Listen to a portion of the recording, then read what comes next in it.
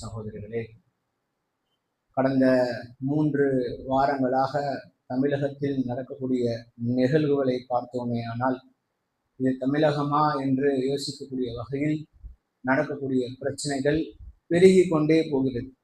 குற்றவியல் பிரச்சனைகள், உயிருக்கு உத்தரவாதம் இல்லாமல் சிறுமி முதல் வயதானவர்கள் வரை. கோயம்புத்தூர்ல ஒரு சிறுமி பாலியல் வன்கொடுமை செய்யப்பட்டு கொல்லப்பட்டார்கள். அது ஒரு இஷ்யூவா போயிட்டு இருக்கு. இந்த பக்கம் பார்த்தோம்னா சென்னை வேளச்சேரியில ஒரு 61 வயது மிக்க ஒரு மூதாட்டியை ஒரு 2 நபர்கள் சேர்ந்து 3 மணி 4 மணி வாக்குல கடத்திட்டு போய் கற்பழிக்கிறாங்க. வேளச்சேரின்றது அந்த ஒரு ஹைவே, அந்த பிரிட்ஜ் என்பது கணிசமான வாகனங்கள் போகக்கூடிய பகுதி. அங்க இந்த மாதிரி இருக்கு. இந்த மாதிரி குற்றவியல் சம்பவங்கள் ஆங்காங்கே நடந்து கொண்டிருக்கிறது. இது சம்பந்தமாக மீடியாவில் ஆங்காங்கே தோன்றக்கூடிய தற்போது ஆட்சியில் இருக்கக்கூடிய அமைச்சர்கள் பதில் இருக்கக்கூடிய விஷயத்தை பார்த்தவங்க ரொம்ப வேடிக்கையா இருக்கு. அவங்க ஒரு ஜஸ்ட் லைக் தட்னு எடுத்திருக்காங்க போல. இந்த ஆட்சிக்காக, இந்த அதிகாரத்துக்காக அவர்கள் எந்த ஒரு மெனக்கடவும் படவில்லை. இலவசமான முறையில் கிடைச்சிருது போல அவங்க நினைச்சுக்கிறாங்க. எதை பத்தி கேட்டாலுமே பெரும்பாலான நேரங்களில் பதில் அளிப்பது கிடையாது. சின்ன துறையில இருக்கிறது, பெரிய உயர்ந்த துறையில் இருக்கக்கூடிய நபர்கள் உட்பட யாரும் மீடியாவை சந்திக்கிறது கிடையாது.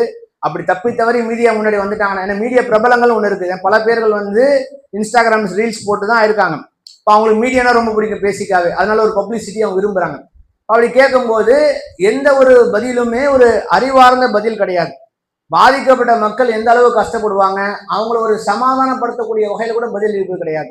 பெரிய இஷ்யூ விடுங்க, பஸ் வரலன்னு கேட்கறான். பஸ்ஸுன்னா அதை வரணும்னா சொல்லணும், கொஞ்சம் பொறுத்துக்குப்பா, ஒரு சமாதானப்படுத்தணும்.